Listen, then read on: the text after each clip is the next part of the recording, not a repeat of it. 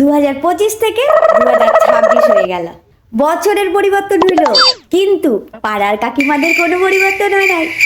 সময় পরিবর্তন হবে, বছর পরিবর্তন হবে, মাস পরিবর্তন হবে, কিন্তু পাড়ার কাকিমাদের মধ্যে কোনো পরিবর্তন আসবে না। বরঞ্চ তাদের পরিবর্তন হয়েছে টপিক।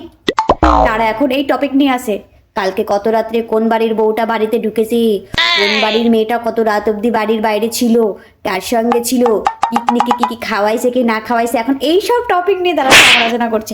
মানে ওই সমালোচনার টপিকটা খালি পরিবর্তন হয়েছে, কিন্তু তারা তাদের সমালোচনাটা ছাড়তে পারে নাই। মানে 2025-এও তারা সমালোচনা করছে, আর 2026 পড়তে না পড়তেই শুরু হয়ে গেছে সমালোচনা। ঠিক আছে, ওই সবটুকুনি এরা একটু সমালোচনা না করলে একটু ভালো আবার লাগে না। একটু সমালোচনা করবে, একটু নিজেকেও যে একটু সবাই বলে না একটু নায়িকা ফিল হয়, একটু সেলিব্রিটি ফিল হয়, ওই ফিলটা নইলে আর হবে না। তাই পাড়ার কাকিমা, তোমরা অক্ষর আমার থাকো, তোমাদের যেন কোনো ক্ষয় না হয় কোনোদিন, মানে তোমাদের সমালোচনার ক্ষয় যেন কোনোদিন না হয়। তোমরা অল টাইম সমালোচনা করবা, তোমরা সমালোচনা করো বলেই তো আমাদের অস্তিত্ব বজায় থাকে পাড়ার মধ্যে।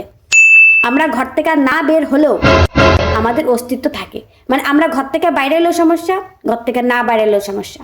ঘর থেকে বাইরে এলে কোথায় যাচ্ছে, ঘর থেকে না বাইরে এলে কি হয়েছে, সারাদিন ঘরের মধ্যে কি করে, নানান চিন্তা। আমাদের নিজেদের পরিবারের লোকেদের থেকে পাড়ার কাকিমাদের চিন্তা অনেক বেশি। তাই পাড়ার কাকিমা, তোমাদেরকে বলছি, তোমরা ভালো থাকো, নতুন বছরে সুস্থ থাকো, আর তোমাদের সমালোচনা চালাই যাও। তোমাদের সমালোচনা যতদিন চলবে ততদিন আমরা বেঁচে থাকবো।